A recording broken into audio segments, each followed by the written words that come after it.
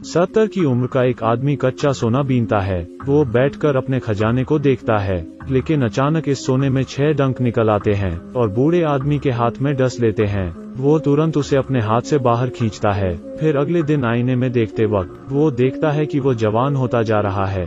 तो क्या सोने का ये टुकड़ा बूढ़े लोगों को जवान बनाने में मदद करता है? ये कहानी कुछ समय पुरानी है। मिस्टर ली एक एंटीक शॉप के मालिक हैं। उनकी एक प्यारी सी पोती है। उस दिन एक अनजान ग्राहक दुकान पर आया।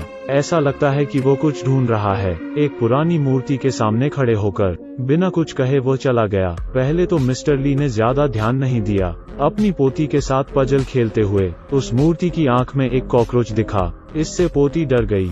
मिस्टर ली मूर्ति पर कुछ बार मारते हैं और उन्हें पता चलता है कि मूर्ति भीतर से खाली है। इसलिए वो मूर्ति का बेस उठाते हैं। उन्हें वहाँ एक चमकता हुआ खजाना मिलता है। वहाँ एक बेवकूफ जल्दबाजी में आता है। वो मूर्ति की कीमत पर चर्चा किए बिना उसे खरीद लेता है। मिस्टर ली को लगता है कि ये कच्चे सोने कहीं आसानी से नहीं आए होंगे। वो उसे अपने हाथों में लेता और काफी देर तक अध्ययन करता है। वो उत्सुकता से उसमें मौजूद बटन को दबा देता है, लेकिन इससे कुछ भी नहीं होता है। इससे उनकी पोती को हंसी आ जाती है, लेकिन अचानक कच्चे सोने में से 6 डंक निकालते हैं और उनके हाथ में जोर से मार देते हैं। मिस्टर ली को काफी दर्द हो रहा है। वह जल्दी से सोना बाहर निकालते हैं और बगल में फेंक देते हैं। इस समय डंक भी प्रतिक्रिया देते हैं। रात तक मिस्टर ली को काफी भूख लग जाती है। वो पानी की बोतल निकालते हैं और सारा एक ही घूंट में पी जाते हैं। अलमारी में कच्चे मीट का एक प्लेट देखने के बाद भी वो एक और भी लेते हैं। वो तुरंत खिड़की पर जाते हैं। 93 साल पुराने उत्तर पश्चिम की हवा में सांस लेते हैं। अचानक उन्हें उनके घाव में काफी खुजली होने लगती है। वह चाकू से रगड़ते हैं, हाथ से खुजलाते हैं, अपने दांत से काटते हैं। घाव अब भी ठीक नहीं होता। जैसे कि उन्हें सोने की पुकार सुनाई दी हो, तो वो वहां जाकर सोना अपने हाथों में लेते हैं। सीढ़ियों पर जाते वक्त वो उसे आराम से उसे अपने हाथ पर रखते हैं, बटन को दबाते हैं। उनके हाथ में 6 डंक फिर से लगते हैं। सोने पर एक सुई निकल आती है, किसी बिच्छू के डंक की तरह उनकी नसों में घुस जाती है और धीमे धीमे उनका खून चूसने लगती है। मिस्टर ली सीढ़ियों पर लेट जाते हैं। ऐसा आराम महसूस होता है जैसे पहले कभी नहीं हुआ था, लेकिन यह सब कुछ उनकी पोती देख रही है। अगले दिन जब वो आईने में देख रहे हैं तो वो खुद को काफी जवान पाते हैं। उनका दोस्ता भी यह बदलाव देखकर काफी खुश है। जब वो एंटीक शॉप पर जाते हैं, वो दरवाजे का ताला टूटा पाते हैं। अंदर के फर्नीचर पूरी तरह तहस नहस हैं। वहाँ सिर्फ एक बिजनेस कार्ड बचा है। बिजनेस कार्ड की सूचना के मुताबिक वो एक फैक्ट्री में जाते हैं चर्चा करने के लिए। वो उसी बेवकूफ से मिलते हैं जो एक दिन पहले आया था। वो बेवकूफ उन्हें बताता है कि उसके अंकल मिस्टर वांग ने ये सब कहा था। मिस्टर ली को अपने अंकल से मिलवाने उनके कमरे में ले जाता है। मिस्टर वांग के पास एक पुरानी डायरी है।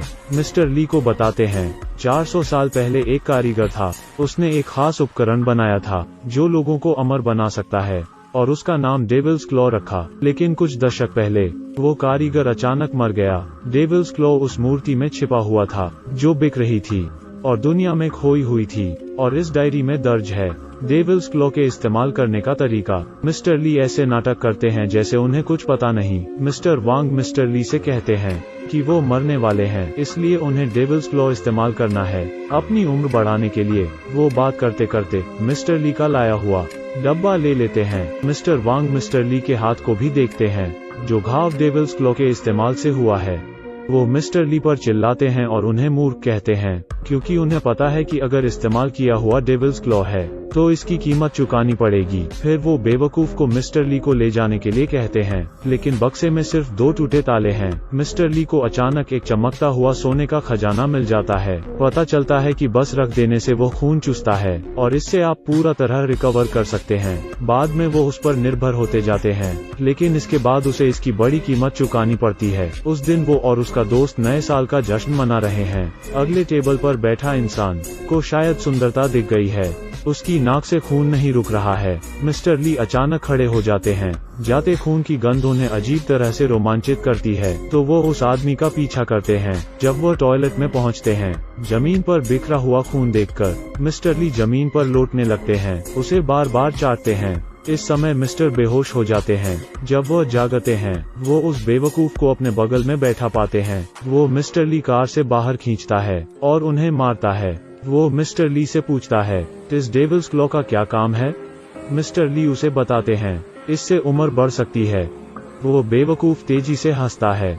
हर रोज वो कुत्ते की पूंछ की तरह है।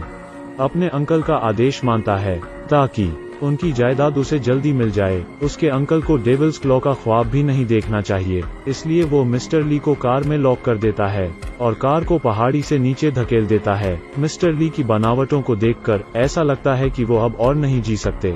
बेवकूफ वाइन पीता है और ग्लास नीचे फेंक देता है और एक झूठा दृश्य बनाता है कि मिस्टर ली नशे में नीचे गिर गए। घर जाते वक्त एक बड़ी बेवकूफी, उसे लगता है कि सब कुछ उसके हाथों में है। वो आराम से बैठकर गुनगुनाता है, पैर की उंगलियों की खास सुगंध का मजा लेता है। तभी उसके अंकल उसे बुलाते हैं। वो जल्दबाजी में कपड़े बदलता है, अंकल के कमरे में जाता है। उसकी बुरी तरह मार पड़ने वाली है। असहाय होकर बेवकूफ उसे बताता है कि क्योंकि मिस्टर ली कार को सही समय पर रोक नहीं पाए थे, इसलिए उन्होंने गाड़ी को खुद ही नीचे गिरा लिया था। लेकिन अंकल उससे खुद ही पूछते रहते हैं कि क्या उसने उनकी छाती पर वार किया था। बेवकूफ को अब भी कुछ समझ नहीं आता है। मौत अंत है, अब उन्हें क्या चाहिए? वो उनकी छाती पर वार क्यों करेगा? क्योंकि जो डेविल्स क्लॉ का इस्तेमाल करते हैं, वो आदमी सिर्फ दिल पर वार करने से मारा जा सकता है, नहीं तो वो फिर से अवतार लेता रहेगा। बेवकूफ मिस्टर ली के अंतिम संस्कार में जाता है, उनके शव के पास जाता है, हालात का परीक्षण करता है, कुछ देर के लिए उनकी नाक दबाता है। मिस्टर ली कोई प्रतिक्रिया नहीं देते हैं, लेकिन वो अब भी सुनिश्चित नहीं है। वो मिस्टर ली के दोस्त होने का नाटक करता है, जो उन्हें जलाने से पहले एक बार देखना चाहता है।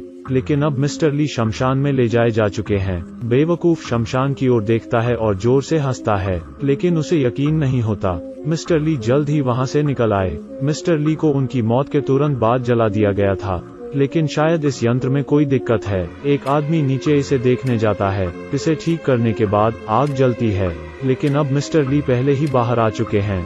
उसे पता चलता है कि मिस्टर ली अचानक जादुई डेविल्स क्लॉ से अपना खून चुसवा रहे हैं। वो न सिर्फ बुढ़ापे से मुक्ति पा लेंगे, बल्कि मौत से भी बच जाएंगे। इसकी वजह से मिस्टर ली एक बड़ी कीमत भी चुकाते हैं। उनकी त्वचा सड़ने लगती है। वो एक राक्षस बन जाते हैं जिसे लाइट से डर लगता है। वो केवल अपनी पोती के सीने पर सो सकते हैं। किसी ऐसे की जिंदगी जो मर के जिंदा हुआ हो उन्हें कोई खुशी नहीं देती। वो सब कुछ खत्म करने का फैसला करते हैं। अपने दोस्त को एक खत लिखने के बाद वो मिस्टर वांग के वर्कशॉप पर जाते हैं। उनकी पोती भी चुपचाप उनके साथ जाती है। वो सिर्फ अपनी पोती को अपने साथ ले जा सकते हैं। मिस्टर वांग के कमरे में आकर दराज में उनकी पोती को लोहे का एक बक्सा मिलता है। मिस्टर ली उसे खोलते हैं। वो डेविल्स क्लॉ का मैनुअल है, लेकिन अब मिस्टर वांग जाग चुके हैं। वो मिस्टर ली को बताते हैं इसका सबसे महत्वपूर्ण पेज वो खा चुके हैं। अगर मिस्टर ली अमर होना चाहते हैं तो उन्हें उस इंसान का खून पीना पड़ेगा जिसे वह सबसे ज्यादा चाहते हैं। उसके बाद वो एक बार में फाड़ देते हैं मिस्टर ली की सड़ी हुई खाल। मिस्टर ली खुद को आईने में देखते हैं। वो न इंसान लगते हैं न भूत। वो बस अपनी पुरानी बनावट पर लौटना चाहते हैं। मिस्टर वांग उन्हें बताते हैं कि जब वो उसे डेविल्स क्लॉ देंगे तभी वो उन्हें उपाय बताएंगे। मिस्टर ली डेविल्स क्लॉ निकालते हैं, लेकिन उम्मीद के विपरीत मिस्टर वांग उन पर हमला कर देते हैं। जमीन पर गिराकर मिस्टर वांग एक तलवार निकालते हैं। वो मिस्टर ली के दिल पर वार करने वाले हैं, लेकिन पोती उन्हें धक्का दे देती है। मिस्टर ली मुश्किल से उठते हैं। वो अपनी पोती को दूर ले जाने वाले होते हैं, लेकिन अब उन्हें जमीन पर ताजे खून की गंध आती है। वो अपनी इच्छा रोक नहीं पाते, जमीन पर रेंगते हैं। मिस्टर वांग का खून चूसने लगते हैं। बेवकूफ उनकी आवाज सुन लेता है और भागता हुआ आता है। मिस्टर ली तुरंत अपनी पोती को छिपा देते हैं। बेवकूफ अपने मरे हुए अंकल को देखता है और खुशी से उछलता है, लेकिन तभी मिस्टर ली बाहर आते हैं। बेवकूफ को मारते हैं, फिर अपनी पोती को लेकर बाहर भागते हैं। जब बेवकूफ ज्यादा ध्यान नहीं देता है, वो उसके गले लग जाते हैं और साथ में उछलते हैं। दोनों यहीं खत्म हो जाते हैं। पोती डेविल्स क्लॉ को अपने दादाजी के शरीर पर रखती है। यह यंत्र फिर से चलने लगता है और खून चूसता है। मिस्टर ली फिर से जिंदा हो जाते हैं। उनमें फिर से जान वापस आ जाती है। उन्हें ठीक होने के लिए खून की जरूरत है। अपनी पोती के हाथ पर घाव देखकर उनको एक बुरा ख्याल आता है, लेकिन अब पोती उन्हें दादाजी बुलाती है। एक पल में मिस्टर ली होश संभाल लेते हैं। अपने सीने से डेविल्स क्लॉ बाहर खींचते हैं, एक पत्थर लेते हैं और उसे तोड़ देते हैं। दृश्य बदलता है। मिस्टर ली बिस्तर पर लेटे हैं। अब उन पर नई त्वचा आ चुकी है। अपनी पोती और एक पुराने दोस्त की देखभाल से वो शांति से दुनिया से विदा लेते हैं। इस फिल्म में Devil's Claw Lord of Rings जैसा है। कई लोग उसे लेना चाहते हैं, एक बार मिल जाए तो वे उस पर निर्भर हो जाते हैं। एक हद तक ये निर्भरता एक श्राप है। जब उम्र बढ़ती है तो केवल तकलीफ बचती है। क्या आपको अभी लाइक और फॉलो करें। मिलते हैं अगले एपिसोड में।